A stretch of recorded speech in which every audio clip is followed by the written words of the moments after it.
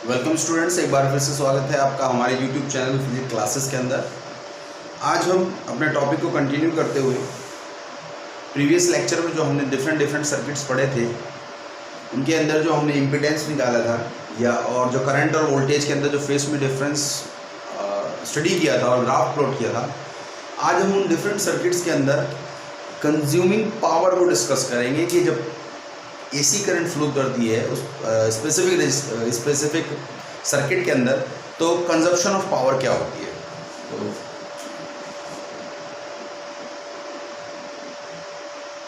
Associated power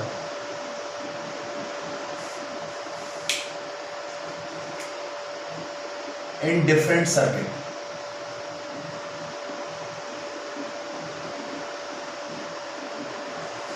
बहुत basic से start करते हैं और बेसिक से स्टार्ट करते हुए हम फाइनलाइज करेंगे इसको। जैसे फॉर एग्जांपल सबसे कहते हैं कि कह रहे हैं, डिस्कस करते हैं प्योर रेजिस्टेंस।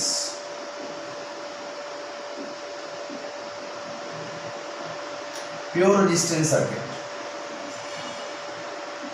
तो प्योर रेजिस्टेंस सर्किट के अंदर पावर कंजप्शन क्या होगी या एसोसिएटेड पावर क्या होगी। तो हमने यहाँ रेजिस्टेंस डिस्कस कर लिया, यहाँ पर एसी सप्लाई दिया और ये E जो है that is E not sine omega T, और यहाँ पर एक रेजिस्टेंस लगा हुआ है, करंट फ्लो कर रहा है। जैसे कि हम पहले सर्किट में पढ़ चुके हैं कि प्योर रेजिस्टेंस के केस में अगर E is equal to E not sine omega t है तो I जो है वो I not sine omega t होगी, सेम फेस में होगी। ठीक, तो यहाँ से अगर पावर की बात करें तो जो पावर होगी P is equal to V I, और वी आई का मतलब या ई आई, तो that is called E not sine omega T I not sine omega T. तो अगर हम इसको डिस्कस करें तो that is E not into I not sine square omega T. तो ये टोटल पावर कंजप्शन है सर्किट के अंदर। अगर यहाँ से क्योंकि एसी वेरिएटिंग है, वोल्टेज भी वेरिएटिंग है, तो एवरेज निकालने अगर हम तो P average that is 1/t integration, ठीक है, पी डी टी। तो जब हम इसको सिंप्लीफाई करेंगे that is E not I not by t integration 0 to t sine square omega t, जो इसका इंटीग्रेशन होगा 0 to t sine square omega t d t equal to t by 2। तो value यहाँ पुट कर देंगे, that is called E not I not upon t into t by 2। फिर मिला के यहाँ पे that is E not upon √2 into I not upon √2। यहाँ पर जो पी एवरेज है that is P average IRMS and VRMS या ERMS, एक ही बात, ठीक है। तो इस तरीके से प्योर रेजिस्टेंस के केस में जो पावर कंजम्पशन है वो ये हो। अब हम प्योर कैपेसिटर का केस डिस्कस करते हैं।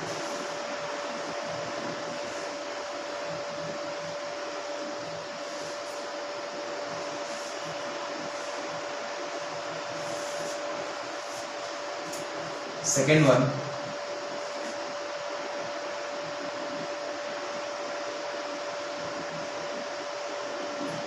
In pure capacitor. तो प्योर कैपेसिटर में अगर आप पावर कंजप्शन देखते हैं तो हमने यहाँ कैपेसिटर लगा दिया है, उसको आउटर सोर्स ये C हो गया, यहाँ पर V is equal to V not sine omega T.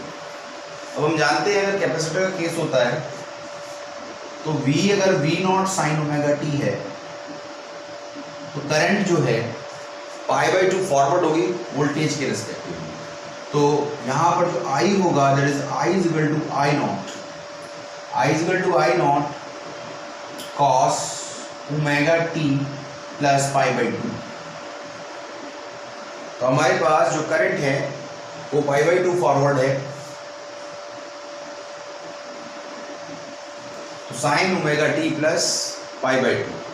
तो इसमें वैसे भी अगर हम ध्यान से देखें तो इस केस के अंदर इसको सिंप्लीफाई करें तो ये वाली जो टर्म आपको दिखाई दे रही है पाई बाई टू पे चेंज हो जाएगा, और सेकेंड क्वाड्रेंट में साइन कैसा होता है, पॉजिटिव होता है। तो इसको लिखा जा सकता है I is equal to I not cos omega T. तो इसमें पाई बाई टू का फेज डिफरेंस है। इस पाई बाई टू के फेज डिफरेंस के रिस्पेक्टिवली हम यहाँ पर एवरेज पावर और टोटल पावर कंजप्शन पावर निकालेंगे। तो कैसे निकालेंगे? तो हमें पता है power is equal to V I. तो P is equal to B की वैल्यू आपके पास है, that is V not sine omega T into I not cos omega T. तो P is equal to V not I not sine omega T cos omega T, और simplify करें तो P is equal to 2 V not I not 2 sine omega T cos omega t divide by 2। ये P value आ जाएगी, that is V not, इसको लिखा जा सकता है V R M S I R M S sine 2 omega T. तो अगर हम यहाँ एवरेज निकालें तो एवरेज के लिए वही कंसेप्ट है, P average equal to 1 by t average 0 to t complete cycle के अंदर P डी टी। तो P एवरेज इक्वल टू 1, यहाँ से P की वैल्यू पुट करेंगे तो that is V R M S I R M S upon t 0 to t sine 2 omega t d t. इस पूरे इंटीग्रेशन को अगर 0 टू टी में सॉल्व करते हैं तो that is 0 to t sine 2 omega t d t equal to 0। Clear? ये P average equal to 0। तो जब केवल प्योर कैपेसिटर हो तो कंजप्शन पावर जो होगी वो 0 होगी। क्लियर? चलिए, तो अब आगे बात करते हैं प्योर इंडक्टर के केस में।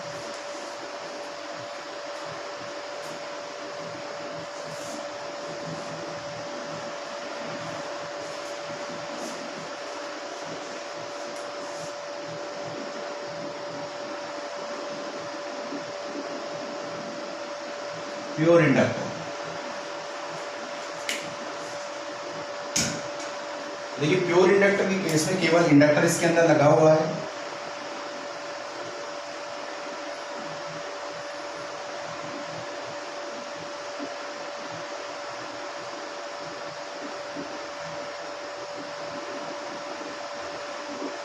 अब चलिए, अगर हम इसके वोल्टेज और करंट की बात करें तो वोल्टेज अगर V equal to V not sine omega t है इक्वेशन फर्स्ट, तो हम जानते हैं कि करंट जो होगी माइनस आई नॉट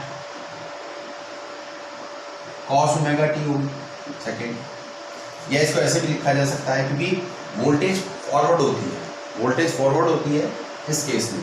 तो वोल्टेज अगर फॉरवर्ड है तो लिखा जा सकता है I is equal to I not sine omega T minus pi by two, ये लिखा जा सकता है इसमें। तो अगर हम पावर की बात करें P is equal to V आई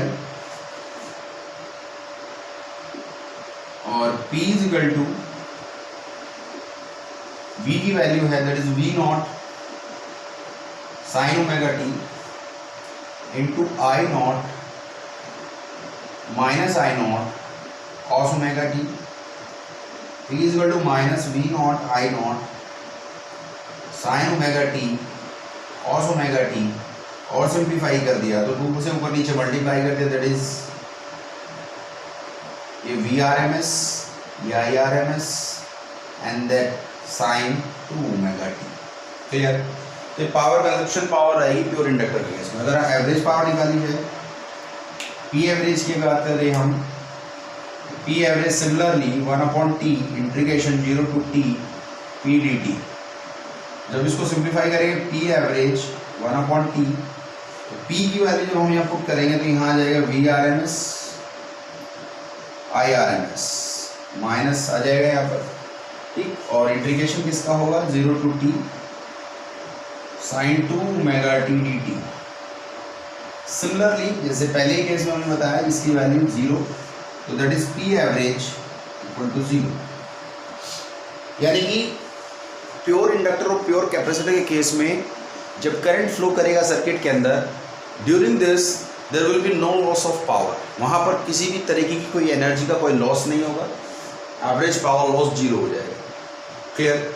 चलिए अब हम इसके बाद अगर हम कंबाइंड सर्किट की बात करें, LCR सर्किट की बात करें, तो LCR सर्किट में क्या होगा, तो आते हैं हम LCR सर्किट।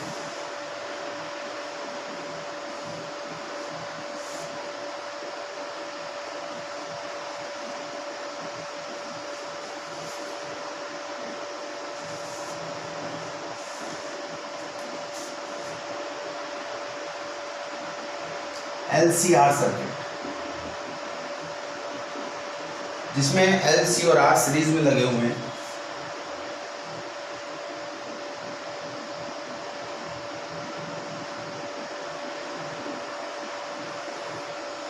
AC वोल्टेज आपने अप्लाई की है, फिर ये R हो गया, ये आपका L हो गया, ये C हो गया।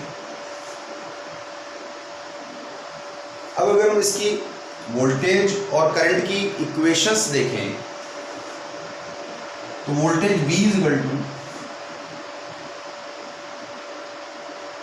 साइन ओमेगा टी, तो V not sine omega t equation first. Voltage और करंट के बीच में फेज डिफरेंस क्या है, I equal to I not sine omega T plus five equation से।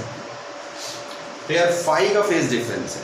अब ये 5 प्लस हो सकता है, माइनस हो सकता है, 0 हो सकता है, it depends on frequency of AC। अगर हम यहाँ से पावर की बात करें तो P is equal to similarly VI, और V की value V not sine omega t, I की value I not sine omega T plus five. तो P is equal to V not I not sine omega t. अगर इसको open करें तो sine omega t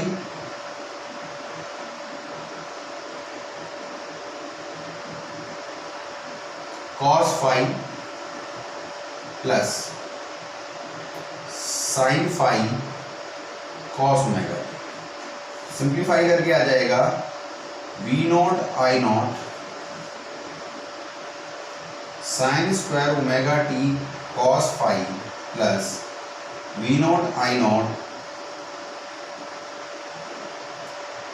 sign omega T cos omega t sine five. हमारे पास दो terms आएंगी इसमें, P is equal to V not I not sine square omega T cos five plus V not I not.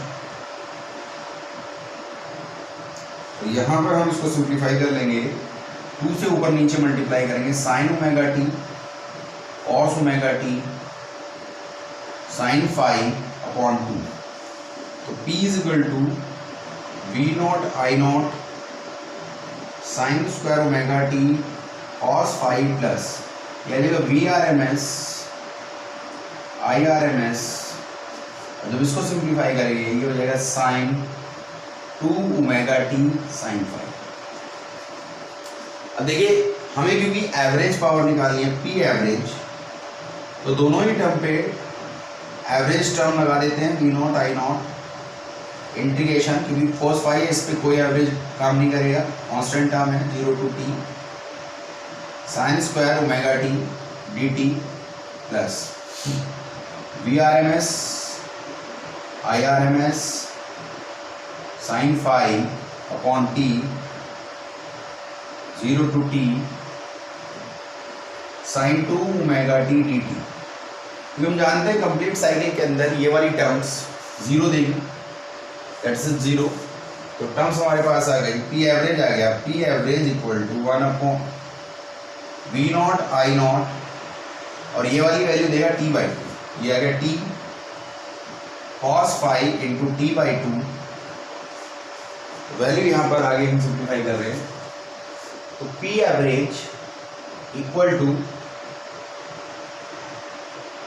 VRMS IRMS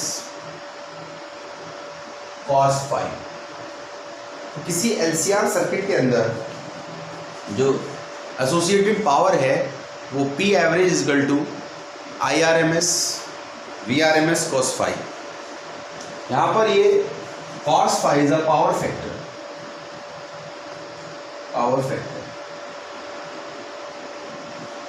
इस power factor की अगर हम बात करें, इसको डिफाइन करें, तो cos phi इक्वल टू होता है, cos phi की अगर हम बात करें that is R/Z।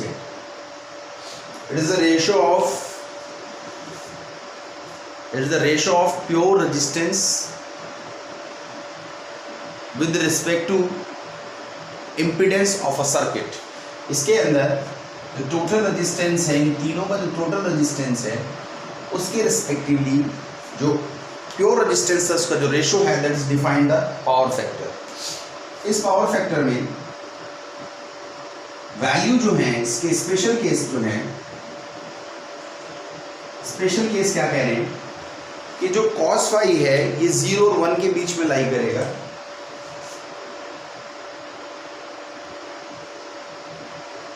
Between 0 cos phi greater than equal to less than equal to 1। कैसे करेगा देखिए, अगर हम z की बात करें cos phi equal to r upon z की वैल्यू के under root r² plus XL minus XC का होल स्क्वायर। तो अगर इस पे हम बात करें तो उस पर आपको देखने से साफ पता चल रहा है कि this term will always greater than r, only in one case it will be equal to r। केवल एक केस ऐसा होगा जिसमें ये r की इक्वल हो जाएगी, जो हम जानते हैं that is a resonance condition. उस कंडीशन के अंदर, इस सर्किट के अंदर केवल एक रेजिस्टेंस ऑफर्ड होगा। अब हम देखते हैं इस स्पेशल केस में, फर्स्ट स्पेशल केस क्या होगा कि अगर हम कहें इट्स ओनली प्योर रेजिस्टेंस, तो it's have only pure resistance, केवल एक ही रेजिस्टेंस, केवल रेजिस्टेंस ही हो, तो उस केस में अगर हम बात करेंगे तो XL भी 0 हो जाएगा और XC भी 0 हो जाएगा। XL और XC इक्वल टू 0। तो उस केस में जो cos phi है R/R होगा, और यानी कि phi जो होगा वो 0 होगा और cos phi 1 होगा। इट मीन्स फेज डिफरेंस 0 हो जाएगा, ठीक है। तो ऐसा तभी पॉसिबल है या तो रेजोनेंस कंडीशन हो,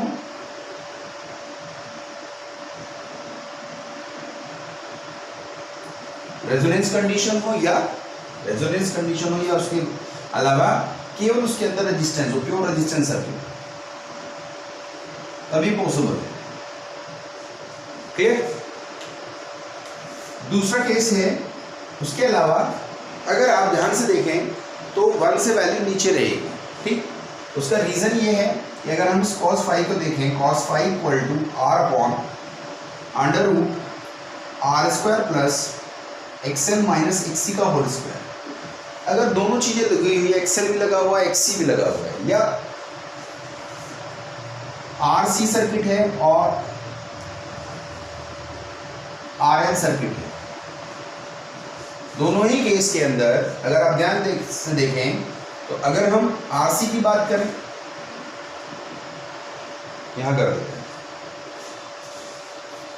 अगर हम RC की बात करें फॉर RC, तो RC के केस में क्या होगा, तो cos phi जो होगा हमारा R by under root R square plus X C का स्क्वायर। इट मीन्स ये value R is greater than होगा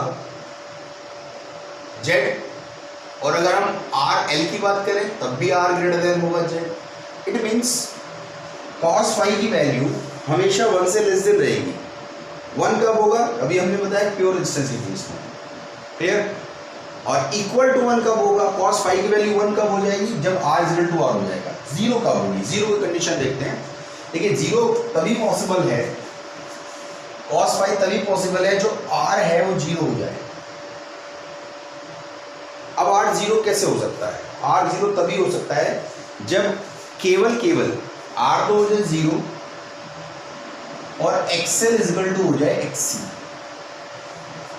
तो उस केस में यानी रेजिस्टेंस उसमें होना और इंडक्टर और कैपेसिटर इस तरीके से लगे हों कि वो एक दूसरे के इंपैक्ट को न्यूट्रलाइज कर रहे हो। रेजोनेंस की कंडीशन जैसे हम पढ़ते हैं R L C oscillation circuit, L C oscillation, उस केस में एक इंडक्टर लगा है, एक कैपेसिटर लगा है, both are connected each other and then the condition is called resonance condition and the resonance circuit. इस सर्किट को हम रेजोनेंस सर्किट कहते हैं। इसके अंदर जो रेजिस्टेंस है वो ऑलमोस्ट 0 अफोर्ड होता है, R approach to 0। It means इसमें कोई भी लॉस करंट का नहीं होता है, कोई पावर लॉस नहीं होता है, एक तरीके से स्मूथ करंट फ्लो करती है और इसको हम एलसी ऑसिलेशन भी कहते हैं। तो उस कंडीशंस में क्या हो जाएगी, हमारा कॉस फाई 0 होगा, क्लियर। तो ये कुछ बेसिक सी रीजनिंग थी इसके ऊपर। दूसरी चीज इसमें क्या आता है, वेटलेस करंट। वेटलेस करंट क्या है? वेटलेस करंट एक सिंपल ऐसी करंट है जिसको फ्लो कराने के लिए सर्किट के अंदर कोई भी पावर एक तरीके से कंजप्शन ऑफ पावर 0, कोई भी लॉस ऑफ पावर ना हो। Without loss of power the current will be flow smoothly in the circuit, that current is known as wattless current, clear. तो ये हमारा लेक्चर 6 है जिसमें हमने डिफरेंट सर्किट के अंदर कंजप्शन ऑफ पावर को डिस्कस किया। नेक्स्ट लेक्चर के अंदर हम रेजोनेंस सर्किट को डिस्कस करेंगे, जिसमें हम और भी टॉपिक डिस्कस करेंगे। रेजोनेंस सर्किट होगा और रेजोनेंस सर्किट ग्राफ होगा, उसमें फिर हम क्वालिटी फैक्टर को भी डिस्कस करेंगे। नेक्स्ट वीडियो में हम ये सब चीज़ें डिस्कस करेंगे। तब तक के लिए बाय स्टूडेंट्स।